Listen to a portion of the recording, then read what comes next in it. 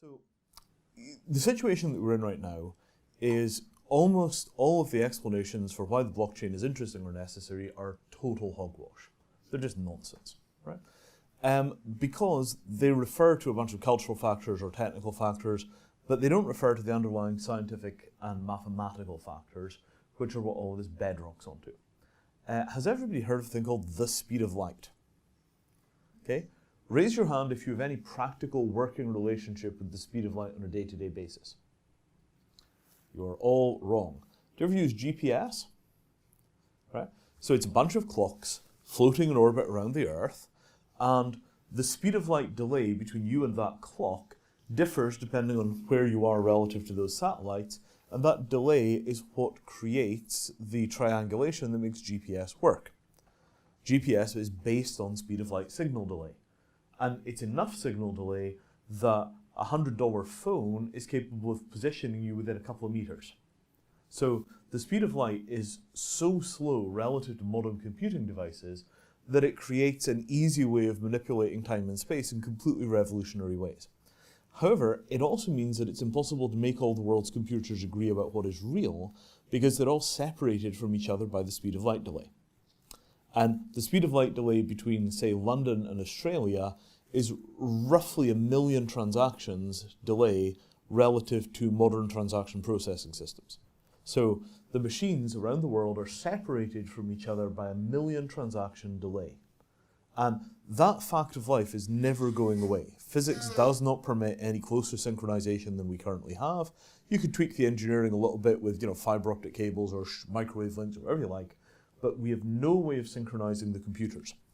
So if you want to use computers to figure out who owns what, unless you have some way of working around the speed of light delay, you're going to wind up with no synchronization, which means you're going to have continuous fighting about property rights. Well, I say it belongs to me, but he says that I sold it to him, but I actually sold it to this guy over here because I'm in London, he's in France, and he's in Australia, and I can just continue to spend transactions, millions of them, while I'm waiting for the signal to propagate. So for this reason, you need something that figures out how to manage the speed of light delay. Now, the model that we're currently using for this is called high-frequency trading, where you have a single exchange that moves the asset that you're trading, and that single exchange measures out the cables with a ruler to the closest millimeter so that everybody has exactly the same speed of light delay. And then the techs begin to argue about whether the cables are equally straight. Right?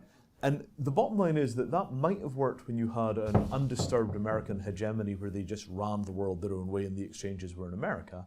But in a multipolar world, why would the Chinese trade all of their commodities on American exchanges? And if they trade them from China and they've got a China to American light speed delay, how are they going to operate 1 million transactions behind the American systems? You see how there's just no way this works? Yeah, that's because there's no way this works. So in all probability, the geopolitical equilibrium that we go into has a large exchange for China, a large exchange for America, a large exchange for Europe, and maybe a few others. Right? It could also turn into a couple of thousand exchanges which do individual commodities or they're city by city. But one way or another, one exchange for trading 50% of the world's commodities is not the way the future looks for political reasons. And then you have a choice, which is, do you decentralize all the way, or do you partially decentralize and then use some way of synchronizing the exchanges? The only way that we know of synchronizing the stuff in any kind of sensible, reliable way is to basically stop time. Okay? You take all of the transactions that are plausibly happening inside of a given window, you then stop the clock, clear all of those transactions and make sure they don't contradict with each other, and then you start the clock and you do the next batch of transactions. We call those batches blocks. Speed of light delay is maybe 1/4 of a second, up to half a second, depending on the internet's mood that day. Bitcoin block time is 10 minutes, Ethereum is 15 seconds. That 15-second batch gives you the ability to clear all the transactions and make sure that everything is exactly where you think it ought to be before you go in or do the next round of trade. We're not going to do better than that with current physics. It's just possible there'll be some kind of algorithmic breakthrough, but in all probability, we're not going to do better than that with current physics. So there's going to be something that looks kind of sort of like the blockchain. At the very least, you're going to have transactions, stop the clock, clear the transactions, start the clock again type systems. maybe there are some refinements, maybe you can get the delays down to a couple of seconds, but in all probability this is the inevitable equilibrium because there is no other way to synchronize the world's computers. Now, let's then talk about how this impacts global trade. As we stand right now, you've got on the order of $100 trillion a year of GDP globally, and about half of that is physical goods in the industrial supply chain. Right? For a size of scale, e-commerce is about $1 trillion a year. So we're dealing with an industrial supply chain which is 50 times the size of e-commerce. About half of those commodities are going over what they call high-frequency trading, which is the big exchanges in America. 25 trillion a year ballpark. Now, in that sort of setup, what percentage of the friction involved in doing international trade is just nonsense, crappy paperwork?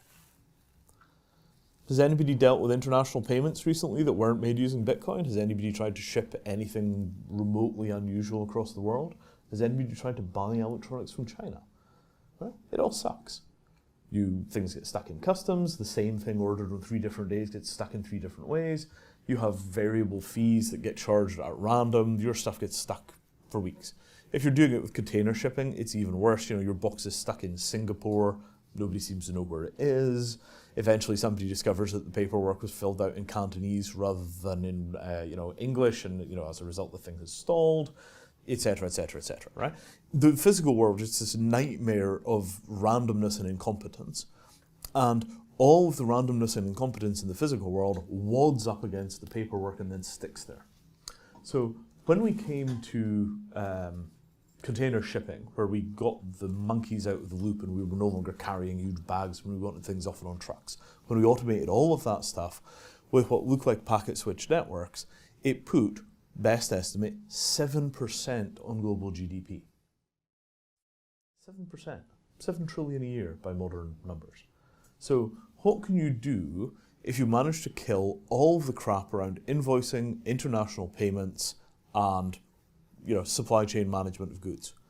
Right? It's at least 2 or 3% of global GDP. It could easily be 5% or even 10% of global GDP. Right? And that's before you begin to think about the efficiencies of getting rid of factors like trade gravity so that people start to trade with who it's more efficient to trade with rather than who it's easiest to trade with. The more you bring down the non-tariff barriers, the more you solve what they call the trilemma of globalization, the more you handle those problems, the more it liquidizes global trade, so you trade with the most efficient partners rather than the most convenient partners. All of that is a technology problem, right? We're not going to leave global trade unautomated in a pre-internet condition inevitably. 100 years from now, there will not be paper bills of lading. 20 years from now, there will probably not be paper bills of lading. The question is, 6 months or a year or 2 years or 5 years from now, will there still be paper bills of lading? And you have a curve. If things go quickly, we get rid of all that stuff very quickly. If things go slowly, it takes much longer to get rid of it. But somewhere in the next decade to 2 decades, all of that stuff is going to flip digital, and it's going to inevitably wind up on something which is basically blockchain flavored. And the result is going to be a multi-point bump in global GDP. And this is going to step directly into the gap which is being left by the breakdown of the international political order. So you take institutions like the European Union, or NAFTA, or the Trans-Pacific Partnership, or the World Trade Organization. All of these things are coming under increasing amounts of pressure from populations that have basically just had enough of industrial age globalization diluting their democracies, and gigantic corporations which have had enough of governments trying to tell them what to do in a one-size-fits-all way. Everybody wants more control of their lives, and the only way that you can get efficient control of an enormous amount of diversity is with flexible and intelligent computer systems. Right? We've got no problem providing every individual on Earth with whatever it is they want to read on any given day for a very, very reasonable price, because we've figured out how to provide completely flexible, mass customized access to information. You just figure out what you want to look at on the web and it's there. We could do the same thing for material goods if we could just get the shipping right to move the things around and the bureaucracy right, so that when you decide you want to buy something from New Zealand and you happen to be in Belize, systems that are as good at the internet as it's routing information route the matter. right? You just connect the pieces together. Okay, that tariff is over here, and this customs agent is over there, and this goes over here, and this goes over here, and a bunch of computers talk to each other, and then a bunch of magic happens, and it tells you it's going to cost you $1.80 for charges, and ship the thing now. We could get to that world from here, and blockchain is the ideal way of coordinating all of these decentralized pieces of the global bureaucracy together into something that performs as well as a packet switch network. Now, getting that to work is going to be, on one hand, a sodding nightmare. It's going to be really difficult because it's bureaucracy. On the other hand, once you begin to get the knack of automating bureaucracy and using blockchains to automate bureaucracy, and you go from smart contract to smart statute, and you begin to represent things like customs regulations at ports as a set of interlocking smart contracts rather than as a bunch of paper documents, once all of that stuff comes together, what you get is potentially the single largest jump in global economic efficiency since industrialization. Right? The internet has not even remotely begun to impact the global economy yet. We are still at the point where we're basically just organizing the libraries and figuring out what to do instead of catalog shopping and magazine shopping. If I want to get a 100 kilowatt diesel generator delivered to Alaska tomorrow morning, I'm still going to wind up on a telephone. Right? So we haven't really begun to touch the real economy yet. And this is also part of why we're able to play fast and loose with the law. Right? As we begin to get into the serious challenges of doing this kind of enormous heavy lifting, which is required to move the world's assets around, right? So that you change the status of objects using a smart contract and the legal ownership immediately changes, the contractual status of an object changes. Once you get into a point where you have a point-and-click interface to the legal reference layer that defines ownership and property, the size of the jump in economic efficiency could be genuinely titanic. I mean, I think probably 20 to 30% of the assets in the world are sitting around underutilized because we can't efficiently get the things to market. Right? And you just look at what's happened with Airbnb and with Uber to get a sense of the scale of those transformations. So within that big story, there are some simple starting points, right? There must be 50 companies working on blockchain bills of lading. There must be any numbers of people who are working on port automation. There are lots of people that are working on things like digital identity. Mattereum, my company, my co-founder Rob Knight's over there, Arthur something there.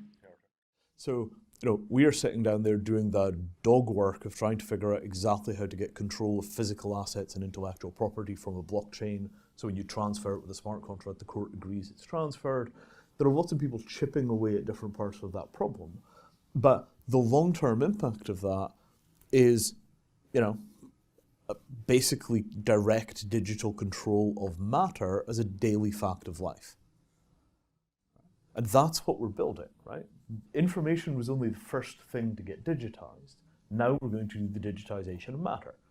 Matter will become searchable, matter will become indexable, matter will become something that you provision exactly as you need it. It will be delivered as quickly as information or damn near it. And that doesn't have to be a kind of one-size-fits-all Amazon rules the world approach. Because there's too much matter in two diverse configurations for a single bureaucratic approach to tie the entire thing together.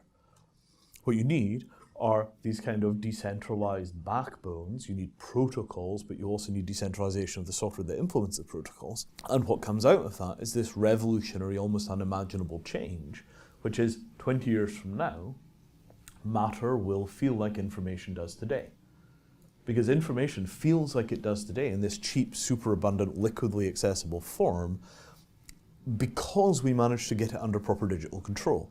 If you go back to the 1970s, 1960s, 1980s, pre-internet, information was incredibly difficult to access. It was just hard, it was expensive, it was difficult, there were huge overheads. It was hard to move it around. Right? If you're young, you think that information was always this kind of hyper-liquid commodity that flowed around the world like air. Right? That's not an inherent property of information. The machinery we built to revolutionize the world worked first on information, and it worked best on information, but with the right kind of diligent effort, and blockchain is a critical part of that, we can drag the matter along with us into a similar state of hyper-liquid accessibility. And I can give you, plenty of examples of how that might work. But the basic story is, first we did information, next we're going to do matter. So that's what I had to say. Thank you.